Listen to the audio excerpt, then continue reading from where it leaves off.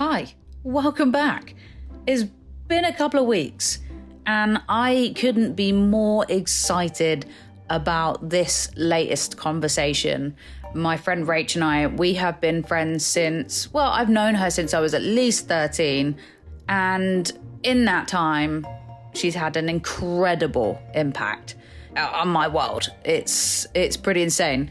And I'm just so appreciative of her sitting down with me and having a conversation. We take a slightly different direction to the conversations I've had so far, and I'm really appreciative of the fact that she did go there with me. It's some things that I am quite uncomfortable talking about.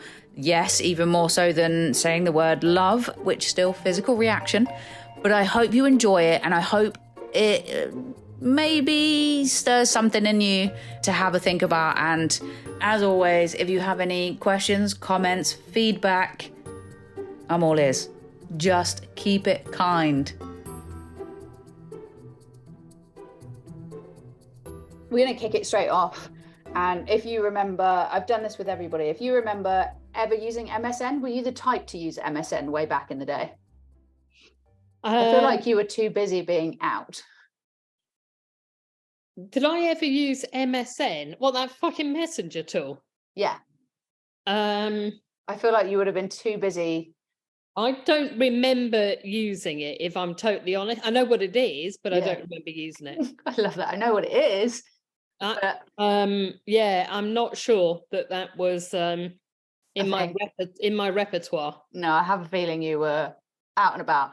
So with MSN, with chat forums way back when, normally what would happen is in these chat forums, someone would pipe up and they'd be like, ASL, and it'd be like age, sex, location, and people would be like bang, bang, bang, bang, bang, bang. What I'm asking is, instead of age, sex, location, it sounds a bit weird, it sounds more like some kind of dating app, is your name, your sexual preference, and relationship status. Rachel, sexual preference. This gets debated a lot. This was even debated again last night. Gay. Yep. But many people, my girlfriend included, seem to think quite bi. Yeah. And what's the other one? Location? No, relationship status. Yeah. In a relationship and getting married later this year. So engaged. Oh, yes, that's what it's called. Engaged.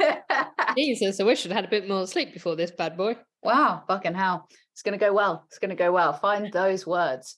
Okay, so you're engaged, and we're going to go straight to that, because the thing is everybody I've spoken to at the moment, I've been in a very privileged position in the fact that I know people's backgrounds. So I can jump straight into something because I know it's already there to talk about. And what's interesting with your relationship status is you are engaged. You're about to get married this year, but I do remember a voice message not long ago saying, or was it a phone call from Bob, like somewhere saying, what was the thing that I said I would never do again? And it would have been a voice message or a WhatsApp. It wouldn't have been communicated like an adult, that's for sure. And yeah, and the problem is with you, Rach, is that there's a lot of things that you probably wouldn't do now that you would have done when you were younger. So it was actually quite hard to determine what it was that you said you'd never do again. And when you came out with I'm going to ask Yvonne to marry me, I was like, wow, okay, sure, that's quite something new. How, because this is, for me, when talking to you and when thinking about talking to you, my line of thought has always been about the fact that you have been married before and then you're getting married again, but these two relationships are so distinctly different, not in the people that you're with, but actually the person that you are, in that one was like, this relationship you're entering into is a completely like sober relationship. We're going to go straight into it. Like, how different is that? Be in a relationship where you're consumed by alcohol and that kind of thing, to now be sober and going, yeah, I'm going to do this again. I think I'm very different in both relationships. I do think the two women involved are very different as well. Mm. But in way of being in a relationship sober, well, the most scary part of being in a relationship sober when you've been a big caner is actually having sex sober, first of all, because I'm not Yeah. entirely sure that there was a great deal of sober sex going on before I got sober, because I wasn't that often. I mean, don't get me wrong, I wasn't around the clock boozer. I was a binge drinker. Mm. I was a regular binger. So Yeah. Yes. yeah, Yes. but in way of a relationship, well, I'm 9 years sober now. I'm incredibly different because I understand myself better. I know what I actually need, not just what I want, and they are often distinctly different things, not just in a relationship, but the entire time. And I hate the term adult and I hate the term mature, Mm. but I am 45 and I need to accept a marginal amount of adulting at this late stage. So yeah, they're completely different. My previous relationship was very codependent, and I was 24 when I met. There's no comparison with those two people, really. They share the same name. They don't look particularly similar, really. I've been on a bit of a personal transformation during that period, physically as well as mentally. Yeah, so I would say pretty different, very different relationships, very codependent last time, very independent this time. We live apart of half of the week, and it works perfectly for both of us. And going to that, like, it's scary. You're sober, so it's scary. What is the difference? Because I know from my experience, especially when it comes to sex, is that I spent a lot of that time drunk, and initiating or whatever was always or predominantly drunk, to then walk into a relationship completely sober. How is that scary? Why is that scary? Well, because you're present. And of course, the reality with alcohol for somebody who used it the way that I did was that I was trying to change something about myself, trying to change how I felt about me. And so being sober, you're present. You are with you. You've got nowhere to run. You've got nowhere to hide. You've got no excuse. Oh my God, I'm sorry about last night. I was paralytic. You do not have a get out of jail free card. So you are there, warts and all, not literally, thankfully. Hey man, each to yeah. their own. Yeah, each their own. Someone might have that as a fetish, not me. But anyway, and you've got to accept yourself. You've got to be comfortable with yourself to be in that place in the first place. I would have used drink when I was younger to, it's the Dutch courage. It's the false confidence. And yeah, I'm not sure there's anything more terrifying than having sex sober. But also, it's much more real. And everything is more heightened. You're actually there, you're not off, in another bloody planet in another world. Yeah. And so substantially more powerful.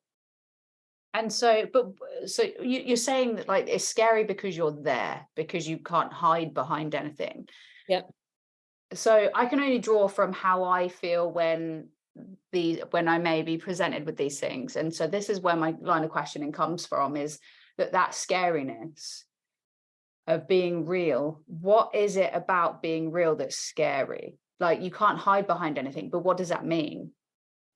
I think it's however we all portray ourselves, the reality is there's a lot of young kids roaming around in adult bodies, and you are pretty raw, you are pretty open, vulnerable, all of the above, and I guess that's the difference. That's the difference for me with being sober during that process. There's no ability to take the edge off. Normal people have a couple of glasses of wine, bit of a glow. you know, I'd rather have 3 days and paralytic and a drama, but you don't even have that 1%, that 2%, that 5%. You don't have any of it. You're just you with your skill set, your abilities, and your own reflections and thoughts of yourself. So yeah, it's pretty scary and exciting. I would say that fits your personality to say it. So it's not only is it scary, but exciting.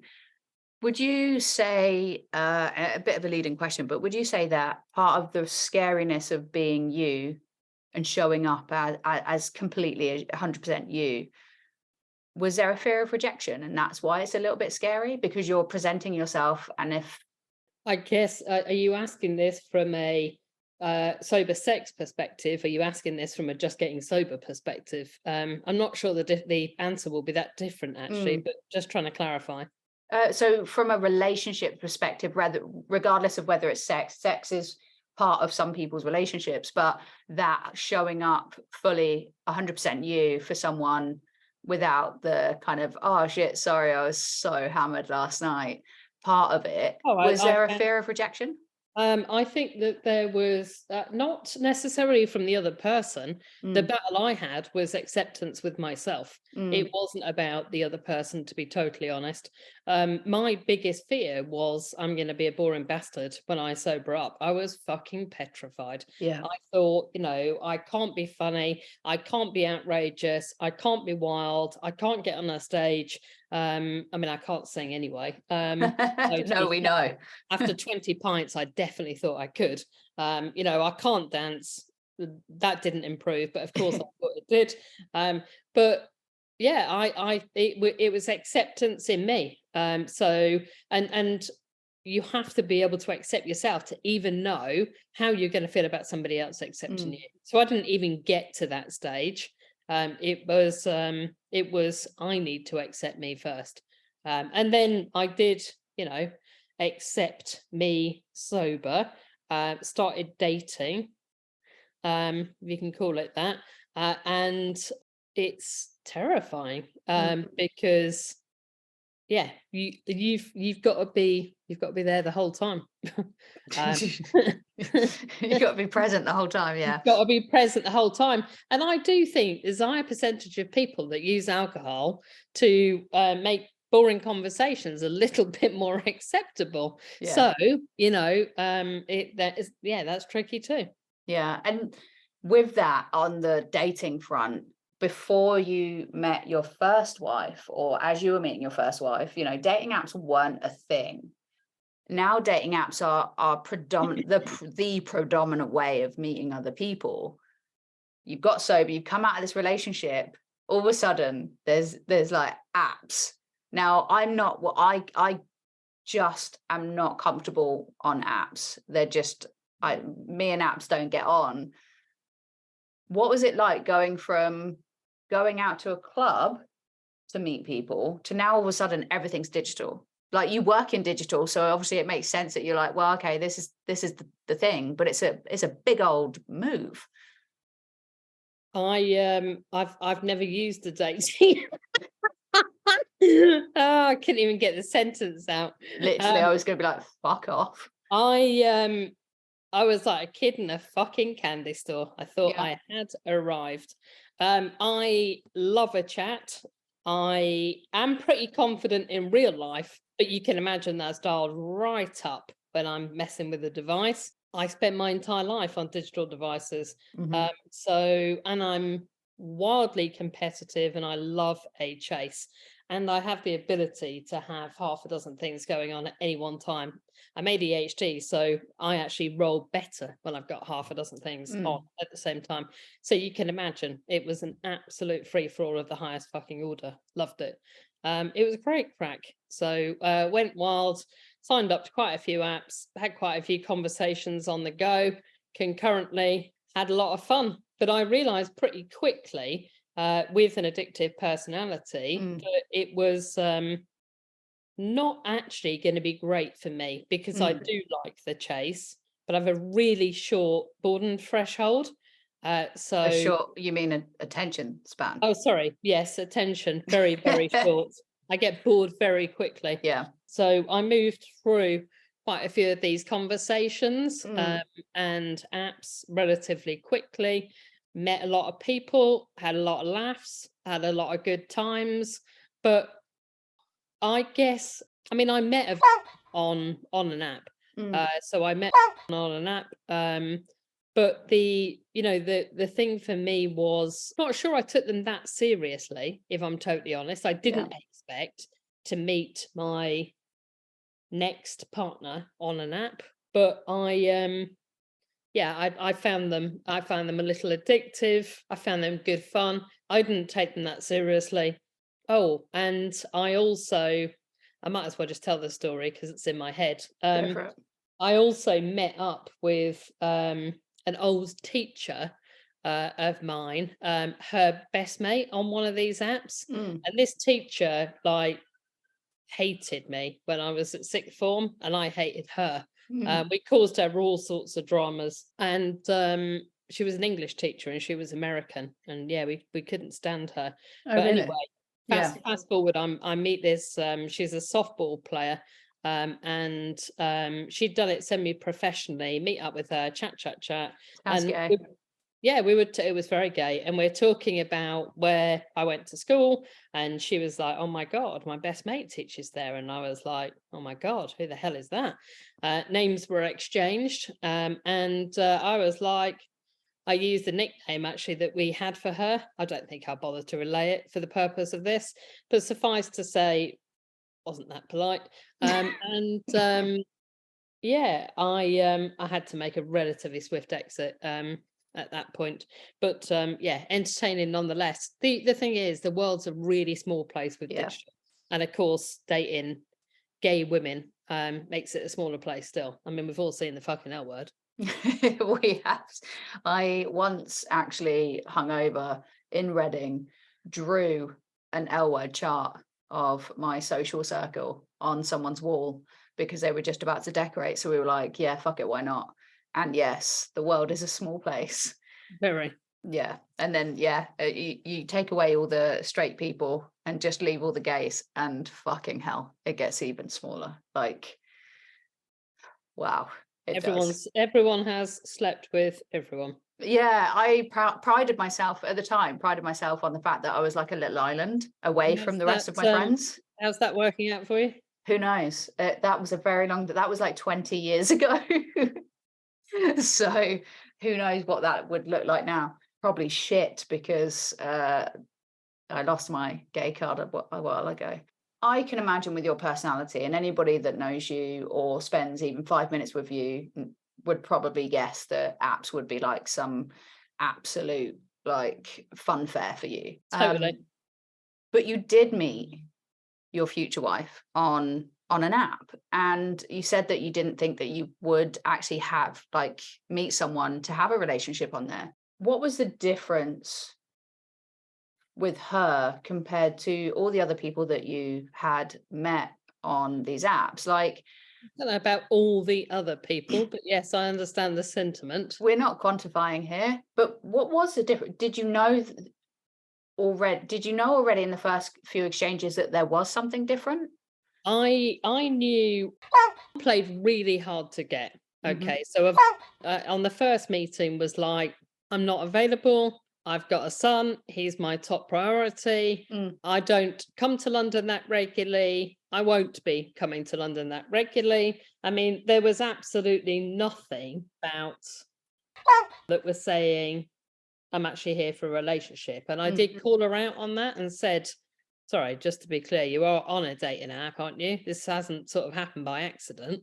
And that probably works really well for me because I do like a good chase, and she was absolutely unavailable. So that would have definitely worked well. But the thing with and I is, on paper, we're wildly different. Different jobs, but at our core, we are very, very similar. So the stuff that is really important to us is very, very similar.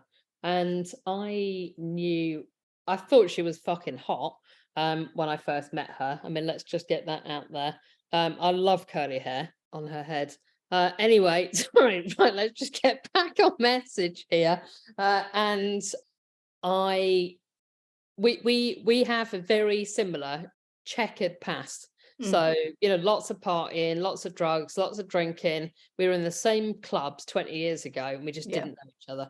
And that to me is a bit like, the universe is lining stuff up. And I believe deeply in that, that, our paths wouldn't have crossed then because it would have been a one-nighter and drama.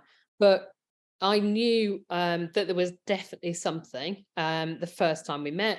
My one worry was I thought to myself, why is she not eating on the first date? I was like, and she's really like, a really slim build of anyway.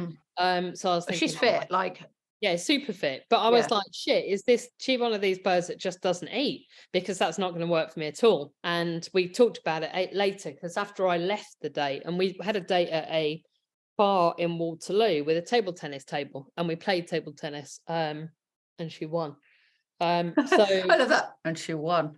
So I think the competitive bit, I'm not that keen on losing. Neither is she. But there was a lot of shared past, shared interests, and is one of the most amazingly caring people I've ever met. I've never ever heard her say a bad word about anybody, which I have to say is the polar opposite of me. Yes. So I'm gonna affirm that one. Yes. Yeah, I mean, don't worry, I'm happy to reaffirm it myself. But literally, she does not have a bad word to say about people, and I think that's an incredible trait. Yeah. She's incredibly loyal. But going all the way back to the first date, I thought she was super hot. I knew that there was something between the two of us, and I would have loved the chase, and she was the polar opposite of saying she was available. It was like, she'd landed from another planet, and she just arrived there, not like we'd been talking on an app or anything. I mean, it was quite funny. Does that answer your question? I'm sure it does. I have to go back and check. It's been a while. It's been a year. It's a bit like the Titanic, isn't it? It's been 84 years. Yeah, just let me pull out that big sapphire. Anyway, moving along. Drop that question to the ocean. Fuck it. And that's another thing, is that the differences between the two of you, they are very apparent. They are apparent. Like, although you're both quite sporty, you both like to be healthy and stuff, there is some big things that you can see are very different. She's quieter. She doesn't, and this is not like this is an observation, not like a criticism, but she doesn't feel the need to take up all the space in a room. Thank Christ. Can't both want that. Exactly. But on the sobriety front, what did you have any hesitations about being with somebody that did drink? I'm not saying that she drinks heavily or anything like that, but for someone like myself who's been dry for just over a year, that is a hesitation I have with, these dating apps. You see on their profiles, love a glass of wine, love heading to the pub after a hard day's work and all this, or like, let's grab a beer. And I'm like, or for me, I am automatically go to, I probably am quite boring to those kinds of people because I'm sober. Was that ever something that played on your mind about finding someone that was drinking? I knew being with somebody who was a heavy drinker wouldn't work for me, because during that brief spell of rendezvousing with people on dating apps, I did see a few who were heavier drinkers. Yeah. Hashtag caners. Yeah. It didn't work because I get incredibly bored incredibly quickly with people who are wankered, because they're just not that exciting. They talk shite, they get louder, they repeat themselves, and I feel that I may want to headbutt them. So I kind of knew a heavy drinker wouldn't work for me. Prioritizes working out over drinking, and that probably works really well for me. So she absolutely does drink, but I could count on one hand the amount of times I've seen her hammered in the 6 years we've been together. And has never seen me drink, and I hope she never does. So I did debate being with somebody else who was sober, but recovering alcoholics are a little self-obsessed. So I'm not sure I could deal with two of us either. So I mean, you've got to weigh these things up. And I take my sobriety really seriously, but I do wear it a bit like a loose cloth. And what I mean by that is I'm not, pulling out the big book every 5 minutes, quoting from it. I'm not, a hardcore. I'm not hardcore. I do it to the best of my abilities, and I keep myself sober, and that's the most important bit. But there are degrees, and there are different levels of people that want to live every minute of every day in that lifestyle, and I don't want to. It for me is a bridge to living. I want to be in the real world, but what I also don't want to do is be in a pub with a load of people who wanker the entire time. So I debated it, but I want to be with somebody who is comfortable having a few drinks, but I have certain times where I am not keen on it in the fridge. I'm not keen on the smell of it. But the reality is, for me, I can't have one drink. So and I take that really seriously. That's incredibly important to me, and nothing will jeopardize that. So at the point that I'm very aware of myself, things are triggering me a little bit, and I'm more sensitive about it. I'll just say, listen, that booze, Stella or whatever it is, needs to be in the garage, not in the fridge, in the kitchen, and she's totally cool with that. It's never been a sticking point for the two of you. No, not in the slightest. Are you upfront in the very beginning with people? Very upfront right from the outset. I can't have it, and even when we went over to the house in Barbados, I said I'm not having it all sitting out on the side the entire time, and I don't want it in. There is a fridge for drink. Put it in there, not in one that I have to open the fridge all the time. It's just it's self-preservation. But I'm always open about that, and it's not let me be a big prima donna. It's I don't want to get tempted and fall off the wagon, because if you think I'm a prima donna saying I'd rather not have it there, wait until I've had 20 pints. Yeah, it's a big old difference. There is a big old difference. I want to go back, because I feel like everybody I've spoken to so far has struggled to, the path that I'm going to go down, has struggled to really answer these questions. But I want to go back to when you were a kid. So you do a lot of public speaking. You've been very public about how you were in your teenage years when you kind of realized you were gay, your friend, showing you that magazine, what do you prefer? And you working out that, that you were gay. Back then, and again, you've said this in your public speaking, like back then, what we had was the representation was that massive, all the coverage based on that Brookside kiss. Do you remember? I do. And literally that was remember her as well, very clearly. Yeah, I bet you did. But that's a representation that we all had in that time, right? We didn't have what we have now, even though it feels like it's actually all cancel your gaze seems to be happening again. But what was it like for you growing up? Did you have in your mind what a relationship would look like being an adult? Did you ever think about it? Oh, I thought about it. Yeah. I mean, I'm a bit of a romantic. So I definitely thought about it. But no, I didn't know. I didn't have a relationship per se in my mind, but yes, I definitely thought about it. And, for context, this was an era where sex shops would have had shutters on the outside of them, and they weren't prevalent. It's not like walking around Soho and you've got Prowler and some Christmas cards. You know what I mean? It's completely different. It was dark, dingy, seedy, and I don't see any of those things as negatives either, by the way. But it was very, very different. And gay bars, clubs, I mean, growing up in Camberley, there sure as shit wasn't any of those kicking around Joe Bananas. No, God, no. So yeah, it was very, very different. But I knew I was gay, and I knew I would be in a relationship with a woman, but I didn't know quite how that was going to happen. So was it that you just not took it for granted, but just that's if someone said to you, what do you think what does 30 look like to you? You'd have just been like, yeah, that Old, would have, mate, yeah, old. old. That's what it would have Absolutely. looked like. Yeah.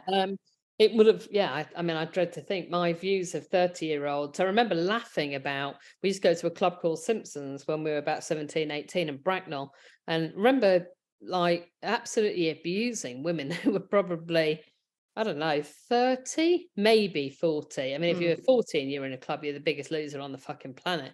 And that was our view, aged 18. And I can't say that there was anything of the gay scene in my world at that time at all. But I knew I would be in a relationship with a woman. And so you couldn't say what that looked like. Does how you interpreted what a relationship looked like back then, so a loving relationship, intimate relationship back then, to how it looks now, do they match up at all? I think that I would have thought that I may have need to get a bit more mature to be having one of these relationships. But I tread the line of being a bit Peter Pan my entire life. I have no desire to want to do any of that adulting, yet I've bought houses, I've run companies, I've been responsible for things. But I think that the younger me would have thought I might be a bit more mature than this. But the 45-year-old me doesn't want to be, and doesn't want to be mature, any more mature in a relationship either. And I laugh about this regularly. We have an absolute hoot on the regular because we both have very young energy. I think we're both pretty immature. We're both mature when we need to be, but we just choose we don't want to be. I mean, that's just boring. So it's like we want to have fun. And I think you can take all this stuff too seriously. And I think the other bit, I'm going slightly off topic here, is anything middle of the road, run of the mill, that feels like adulting, like a trip to the supermarket, I'd rather boil my head.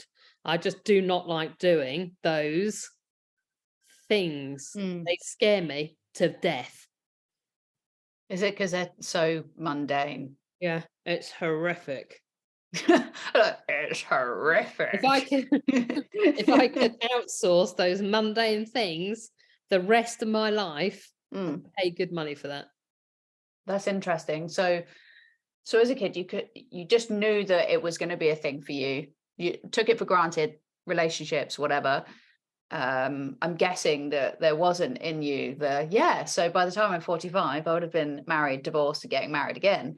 I don't think most people envision that as a plan. No, I envisaged, I mean, the one thing I can say is I envisaged very strongly if I got married, it would be for life.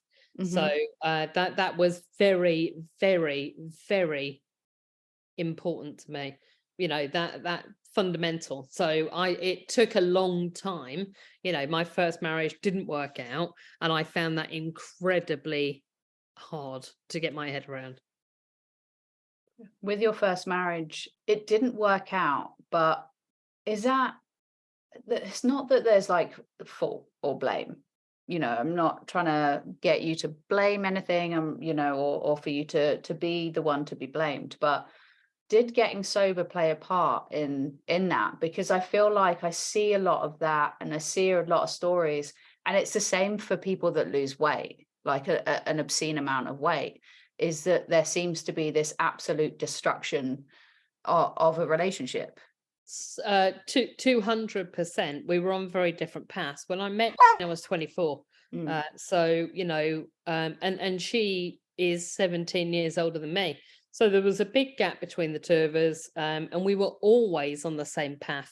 But at the point that I started getting sober, we were on very different paths, and we couldn't, and they went in very different directions.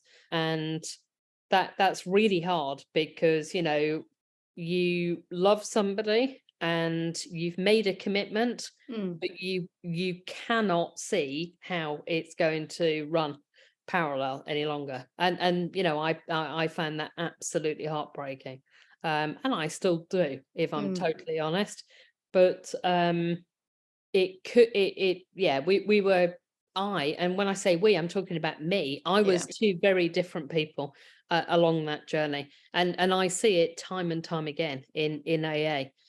People who do go through that, more often than not, split up. This feels like really heavy, but what does it take to sit there and realize that you have to, this is the only way that you have to do this? This is a decision that you have to make rather than staying, trying and trying and what have you. Like, how do you take that? What is it that you need to be able to make that final decision and take that action? Because you could take the decision but not act. The thing for me is, and this will make me sound quite ruthless, Mhm. but and I'd like to stress I'm not, Yeah. but what I pick up from your question there is, what is the final thing that you have to do? So this Yeah. is not a whim, an overnight, Yeah. I've been together 10 years and suddenly I think I'm gonna just throw it out the window. Yeah. But it is that fundamental, I am not going to be happy here, Hmm. and I am here only once Hmm. on this planet living my life, and I cannot do it for somebody else and to make them happy. I can't do it. Mm. Maybe some people can. I'm not one of them. I'm heavily driven by wanting to honor what I think I'm here to do, Hmm. and I want to be happy along the way. And I couldn't put somebody else's happiness in front of me. Now that may make me sound like the biggest cunt going, but I couldn't do it. Yeah, I've had many hours of therapy discussing this very point. Mm. Yeah. And this is something that I don't know if you'll ever remember this. We were back at different at the time. And I asked you a question because you were saying, because we'd never really done the 5-year plan, and we were sat there talking about something, and you were like, yeah, 5 years. And I was like, okay, so what was the very last thing that you did?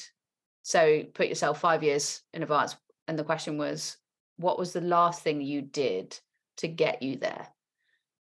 Do you remember what that last thing was where you finally just surrendered yourself to your decision?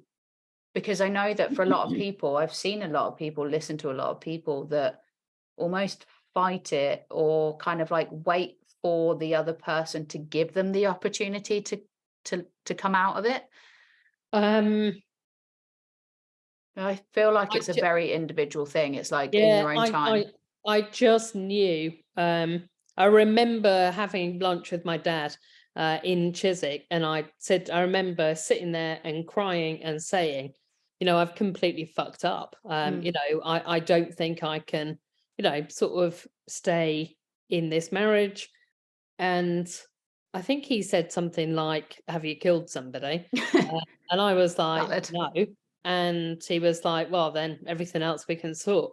And that was pretty much his opening line. And I was like some sort of wounded animal. I mean, I am Mm, super emotional anyway, but I got married for life. So for me, it not working out is will always be heartbreaking. And I still love my ex-wife a lot, and we're very close, and I have stepdaughters and grandchildren, but I'm not in love with her. I'm in love with that bloody cycling maniac who, don't know, just makes me smile, makes me laugh. Yeah, makes what me mm, what does that feel like? Because, and again, talking to people have really struggled to put words to what love feels like. And the thing is what people won't be able to see is the genuine smile on your face when you just spoke, described being with there. But what can you put words to that?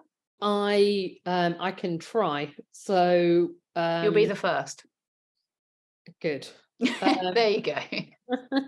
Not that I'm competitive. No. It feels like warm. It feels quite cozy. It feels quite safe. It feels like good fun, good energy, messing around, play fighting. It feels like in the middle of the night, I sort of lean over and stroke face, which can't be that relaxing. I always think it's such a great shout.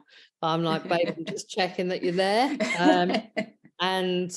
And yeah, she thinks it's absolutely ridiculous, and clearly it always wakes her up. But I think it's those things. I think it's I would know like the smell of skin in a lineup of 100 people, over 1,000 people, especially when she's been for a bike ride. Joe, edit that. But I think it's that it's not even the second nature and the finishing each other's sentences. That stuff does my head in a bit with people, if I'm honest. I just think, yeah, fucking Howard and Hilda from that TV series years ago, who wear the matching jumpers like morons. But it's The Good Life. That's it. Yes. But I think it's at our core, we are very, very similar. The same things are important to us. I think she's a better person than I am in lots of ways. You know, never a bad word about anybody. Can't say the same for me. However, I'm very driven on a big scale to make a difference, you know, racing around to war zones and stuff. But how does it feel? It feels like it was my birthday last night. We went across the road to the pub, myself and I wouldn't have rather been anywhere else in the world and done anything else for my birthday.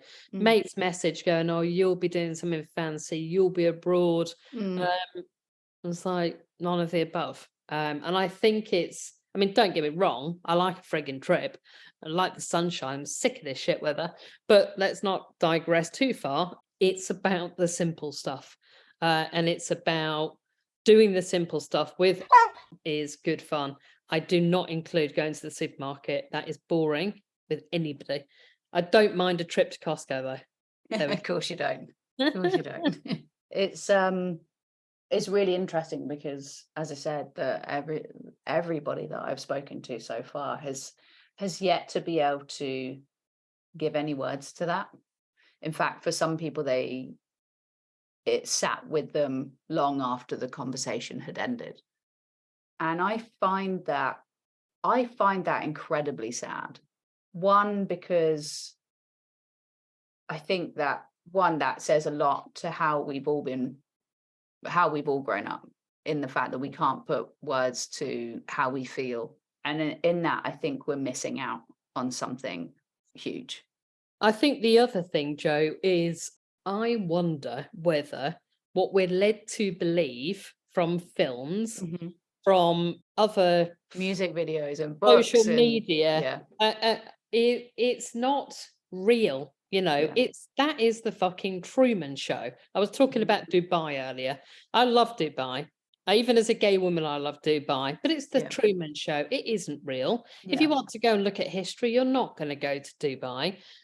And it's a bit the same as, you know, one of my favorite films, and my top 10 is Pearl Harbor, you know, and there's only a few films that I would probably cry at, and that would be one of them. And I am a massive romantic. You know, and it's heartbreaking. There's two different blokes. I mean, she's obviously a bit of a bike. Fair play to her. There was a war on.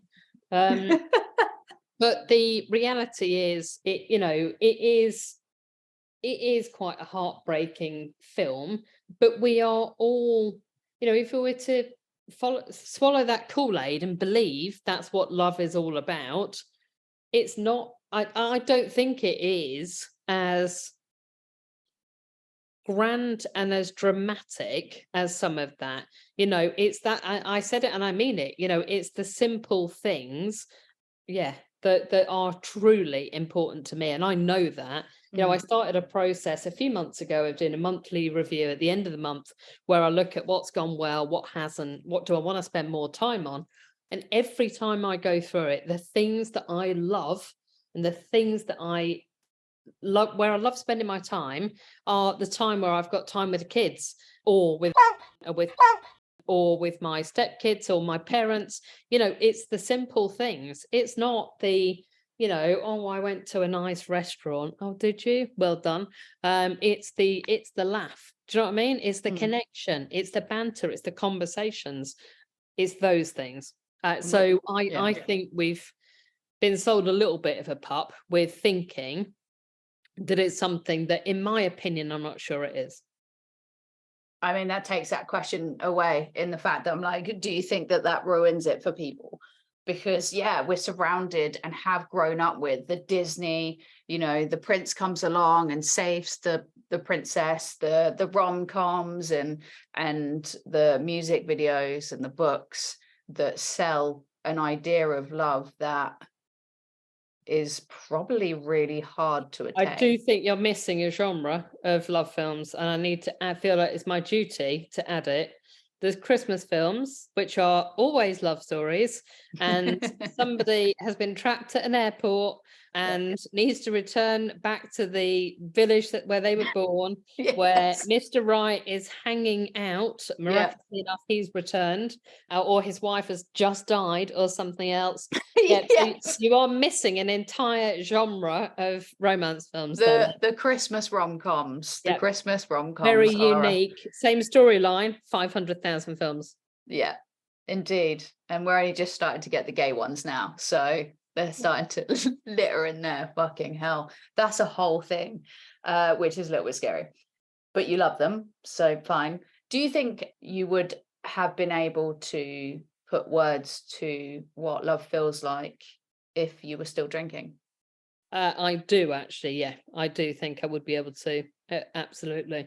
I mean, I feel very lucky. I've been in love a few times in my life, but also I think, and this will sound a little hippie, I think in understanding me better, I also understand love, not just in a being in love, but love for mates, and friends, and so I would always have been able to put words to it.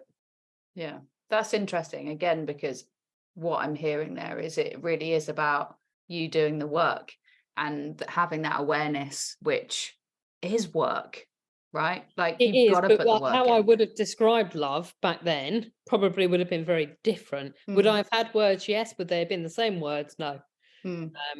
Love before I got sober would have been, oh, I feel more looked after. And I'm mindful. I also did, I don't know whether I actually said that when I described it earlier, but I would expect less than I used to feel. Yeah, that's really interesting.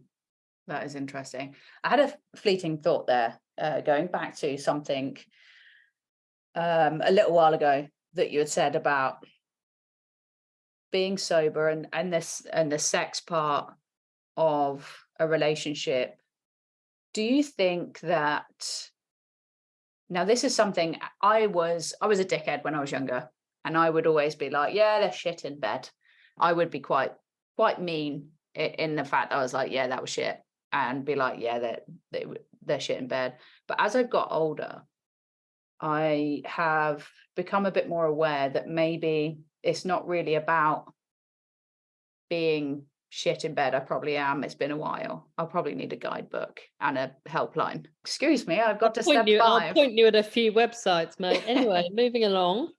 I'll probably be calling up going, I got to step 5 and it's not working. What did I do wrong? DIY. Anyway, sorry, moving along. Coming to accept like that it's probably more about being compatible. I think it's compatible, but I think it's connection. And connection for me is the single most important thing.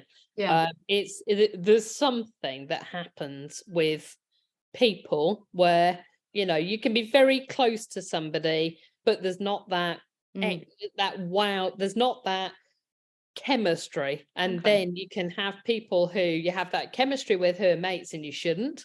And then there are people where it's like, boom, okay, and but for me, it wouldn't be compatibility, I wouldn't describe it like that. I would describe it as connection.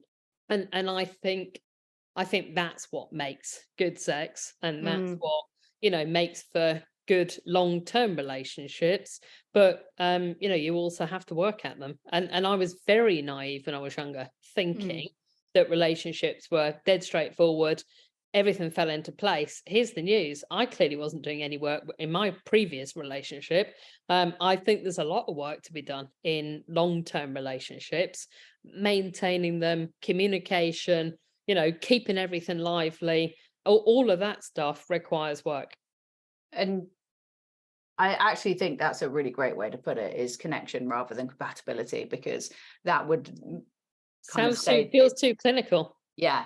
And so having that connection.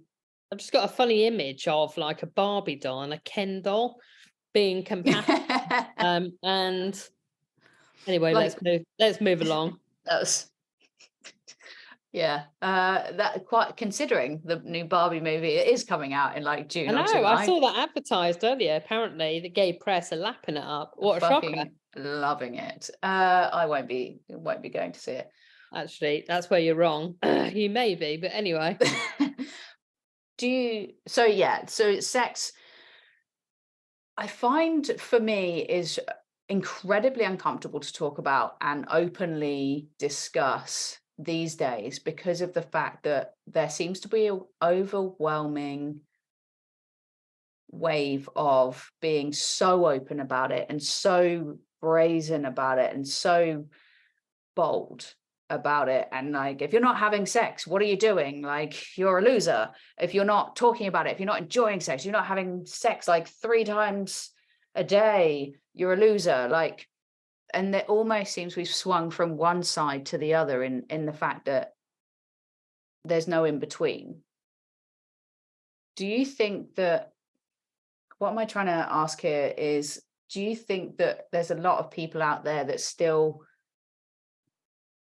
aren't able to openly talk about sex and discuss sex in a way that allows for good communication, for a good sex life in a relationship? 200%. I think that there are. And I think part of that is confidence, acceptance, understanding yourself, and knowing what you like and being able to articulate it. And those are, those are things that, I don't know, you feel a lot more comfortable about that stuff in your 40s than you did in your 30s, and a lot more comfortable than you did in your 20s. And so, I mean, I often think there's some irony around when we get these life lessons and they actually land, but then, if I had that sort of confidence at 20, Christ only knows what would have happened.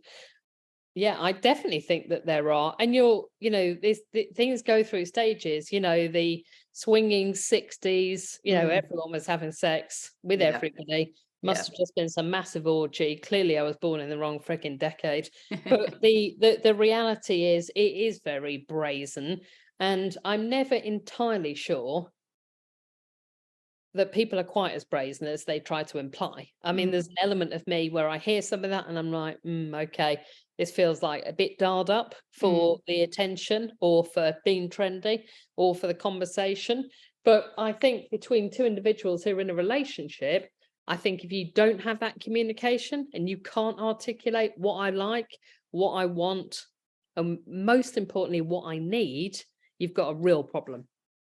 And do you think, but that's only half of it though, right? Because if you can communicate what you want, need, and like, do you also have to be in a position to be able to receive that from the other person? Yeah, well, I guess I'm making some assumptions there that your EQ is sufficient to be able to rustle that conversation up both ways, not just shout, "Here's my shopping list," and bundle out the room. As funny as that would be, might try that. No, it absolutely, and it's going to be, your chances are you're not going to have two people in a relationship who are equally confident and equally as comfortable having that conversation. One's going to have to take the lead and drive some of that conversation through. Yeah, that's interesting. I fear the day. I welcome but fear the day that becomes a thing for me. We're going to wrap it up. We've been chatting for quite some time, but with everybody else, I've given them the opportunity to ask me a question before we end things. So, do you have a question for me? I didn't know that this was coming.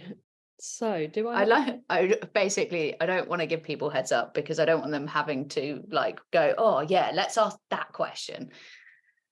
So you want to surprise and see how fast my brain is operating. Do I have a? Yeah, I do. Do you think you are lovable?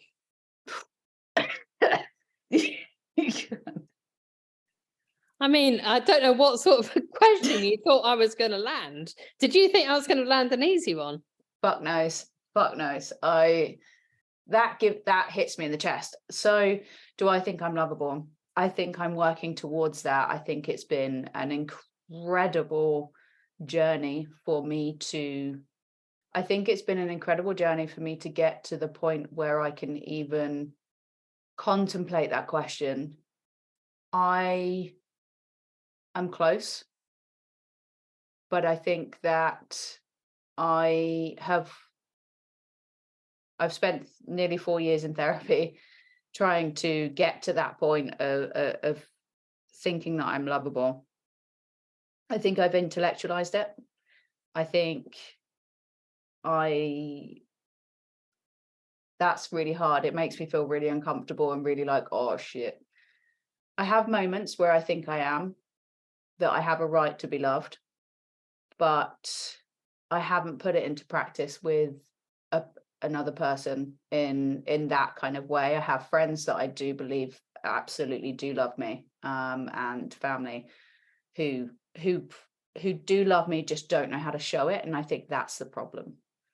And this is why I'm doing But this. that's their problem, not yours. Absolutely. Oh, dude, my trip last year. During that trip, they tattooed that shit on my arm, that it's not yours, being that my parents' shit is not my shit. But there's a leap to take from intellectualizing and knowing it to actually feeling it. And that was the moment I felt it. Yeah, it's a leap into the unknown. It's scary. Have I got to the point where I've started dating? No, I'm on apps, but they're just not working out for me. Do I think I'm lovable? I have moments, but I'm still letting go of all the things that I'm not going to say all the things that told me I wasn't, because that's not fair, because I don't believe those that are involved in that ever meant for that to be what I felt. But I think I'm still taking off and take it, like, because I wear it, and I think I'm still taking off those actions or non-actions by others that were received by me that said I wasn't. And I think that's going to be lifelong. I think I'm going to sometimes fall in a hole and be like, oh shit, I'm here again. I think all of us do. Yeah. So even the most confident people I've ever met, if they're honest, they question, their self-worth, their acceptance of themselves, their self-belief, their self-love the entire time. Yeah. I think anybody who thinks that they're massive legends the entire time is clearly a narcissist. Yes. So yeah, but I think that's a big question. That was a bit of a cheeky ask. Yeah, a bit of a cheeky loaded. But it does, I mean, the fact that I still have a physical reaction to it. Do I think I'm lovable? I've spent a long time literally walking around this world like that. I believe that I'm not worthy of love, that I am unlovable, that I'm boring, that I still believe that it's going to take quite a special person, because I believe that I'm boring, even though like I'm out there doing fucking mushroom trips and working out and doing all these things. It's just a different type. So I think we're boring. I think there's always going to be someone that finds someone boring, but there's going to be another person that finds them absolutely incredible. Yeah. I still can't quite contemplate or receive that someone could find me attractive, that could find me someone that they actually think about and want to be around and want to tolerate, and want to give themselves like 100% to me? And am I ready to give myself to someone 100%? I've never done it, so I don't know. Nobody's ever ready to do that. I can No. tell you, it So just happens. when it does, just expect a fucking WhatsApp audio message saying, "Oh fuck, oh fuck, oh fuck." But the thing is I've got some incredible people around me who will not see me put myself in a relationship that is bad for me now. I have, like, you know, But also you Yeah. wouldn't, and that's the most important thing. which is weird because I don't know how that boundaries is a weird thing. You don't know what it looks like until it happens. But yeah, I've done the work and I'm still doing the work and I will never stop doing the work. But the original question, do I think I'm lovable? I have moments. Good answer. Yeah. They were some of the best questions I've been asked on a pod ever. Thank you. We'll wrap it up there because now I need to go and, like, I don't know, emotionally eat or something. So thank you very much for that. No worries. My pleasure. Talk to you soon. Goodbye.